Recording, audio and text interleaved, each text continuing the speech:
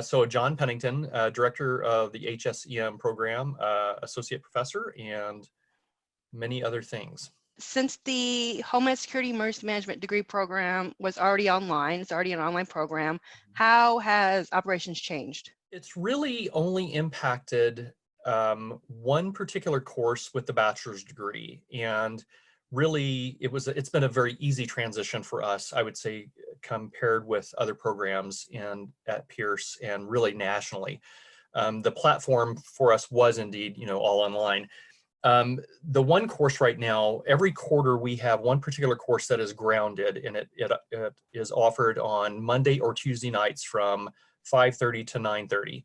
And we did it originally to satisfy requirements for those that are funded under veteran services and veterans programs so that they are able to meet their full housing allowance. So it's a very interesting connection how we've done this, but it started off to help them meet their full housing eligibility. If they didn't, as an example, our military students would lose probably around $900 per month if we didn't help them meet that requirement. And our professors stepped up and said, you know what, we'll share in the burden, we'll do it.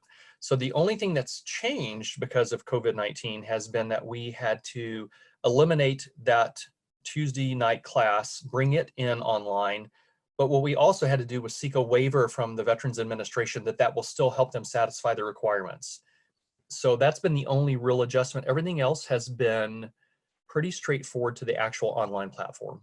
So have any students expressed that they may not have the resources at home, such as computers or internet access, and like internet and computer access to help them complete their online coursework? Have they expressed any of those concerns to you or other instructors? A wonderful question. And the short answer is no, not within our program. And I think a lot of that is that the expectations of our program are that you would come in and have those minimal requirements met. Now, that's for the bachelor's degree. For the associate's degree, where, as you are intimately familiar, we are a consortium program that we house all the students. They come in through us virtually, but they're housed at Olympic and Peninsula and Highline and Edmonds and Cascadia and the usual suspects. We do have students that will share that they are having some challenges technologically, or and I anticipate this in the future, internet service providers that, our hope is that they don't disconnect people because they can't pay the bills. But as of now, we're not seeing a lot of problems. The one thing that I would point out that I think is really fascinating for the purposes of this interview is that in the HSEM 102 class, which is in the associate's degree, and it's the Introduction to Emergency Management, so very broad, complex. It's more, in my opinion, like a 300 level class. It's pretty immersed into it. Ironically enough, of the 80 students that I have in that class, and I generally average about 60 to 80, half of them are running start students right now. And that's a staggering number. And I think that is because you had high school students who clearly needed to do something. And if they were already in the Running Start program, they weren't able to go to take an English class at Pierce or Cascadia.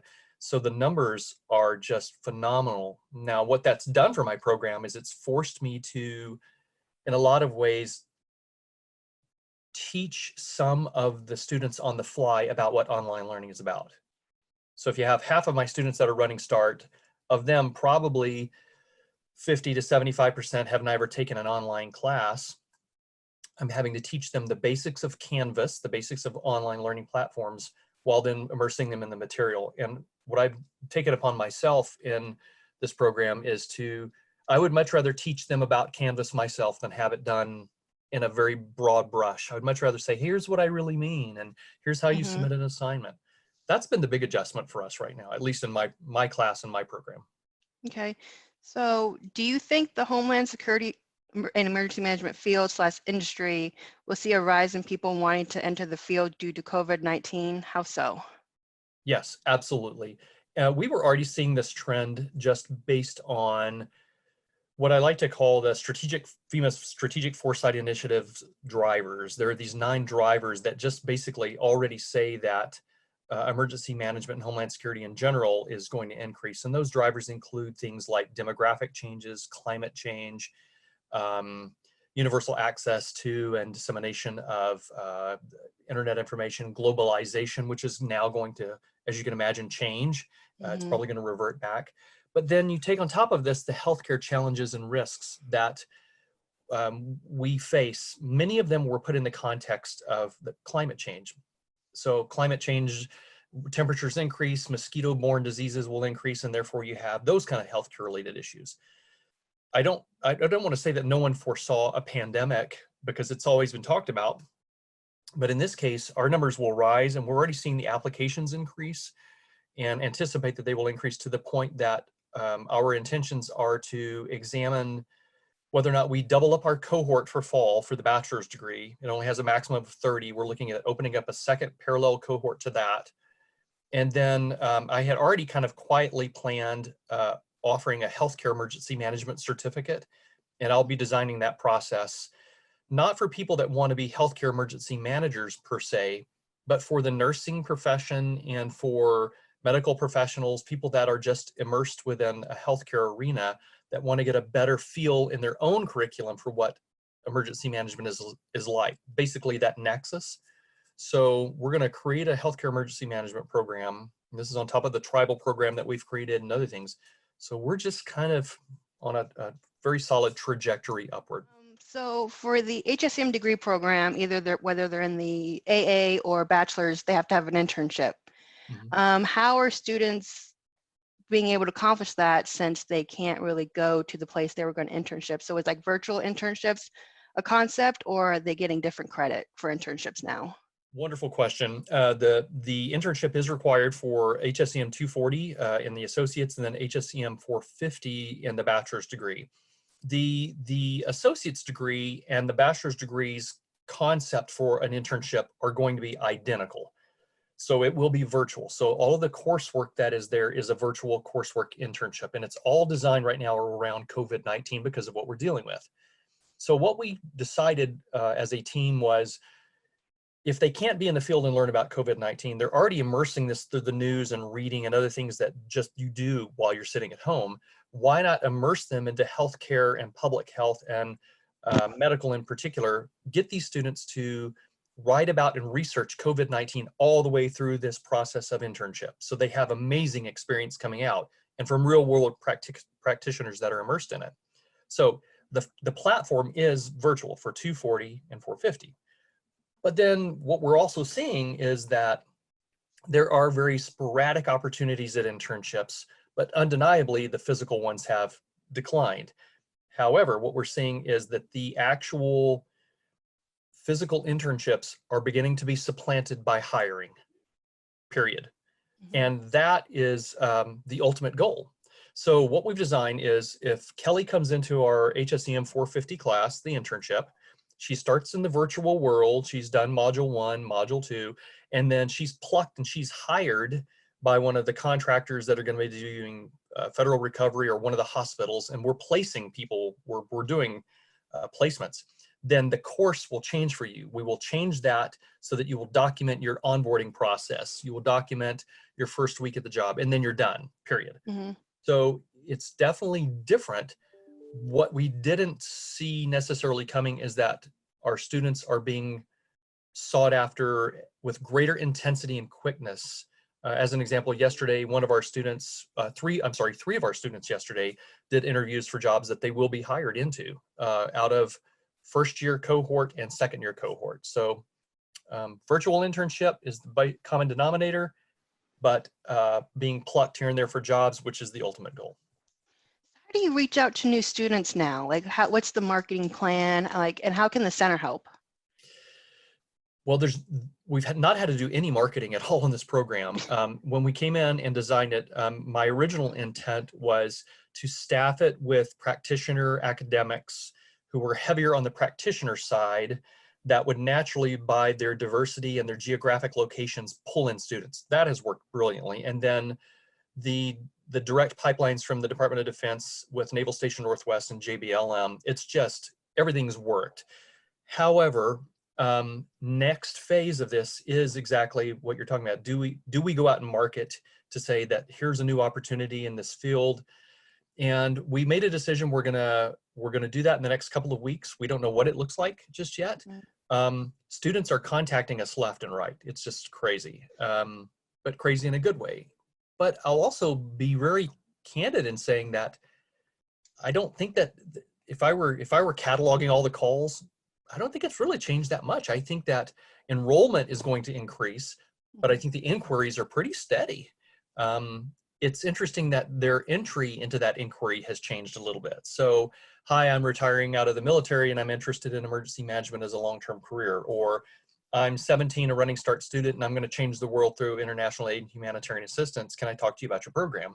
Now, almost everyone is, I'm transitioning from the military, and because of COVID-19, I have an intense interest in this right now. So that's the only thing that's changed, but the numbers I think have remained steady in inquiry.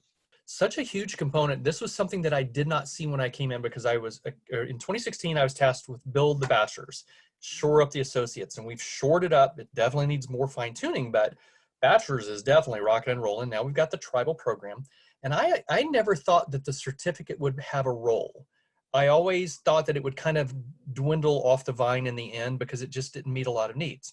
What I'm starting to see is that if you have that bachelor's in sociology and you're going to be doing, even if it's some kind of public health related emergency preparedness for a social service agency, what that certificate's doing is basically rounding off your already existing resume. It's polishing you. What I want to do in the long run is I want a 300 and 400 level certificate, so that it includes a couple of the courses that are currently in the bachelor's program, but will be designed a little more uniquely and at a very high level. So if, as an example, you already have a little bit of a feel for emergency management and you're in, let's just say, a social service agency, you're tasked with that, you get it, but you want to get it more.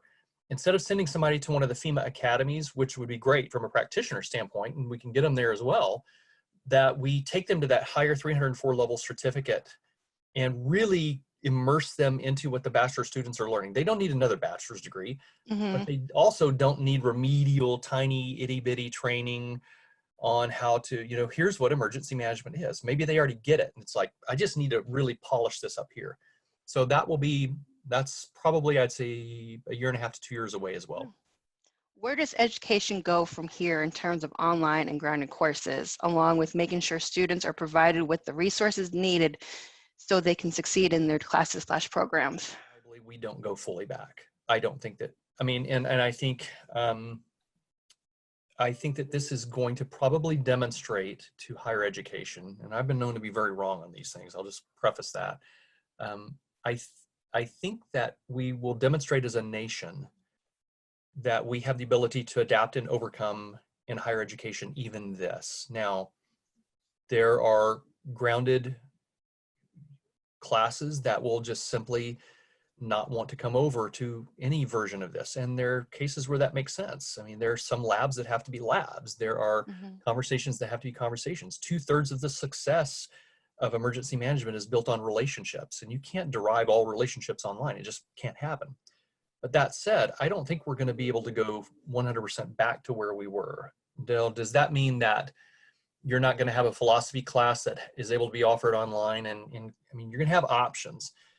But I think those that are entering higher education to teach will need a stronger platform of online comprehension prior to coming in. So there's this website, it's really interesting. It's called Teaching Online. It's on Facebook, Teaching Online website, something like that.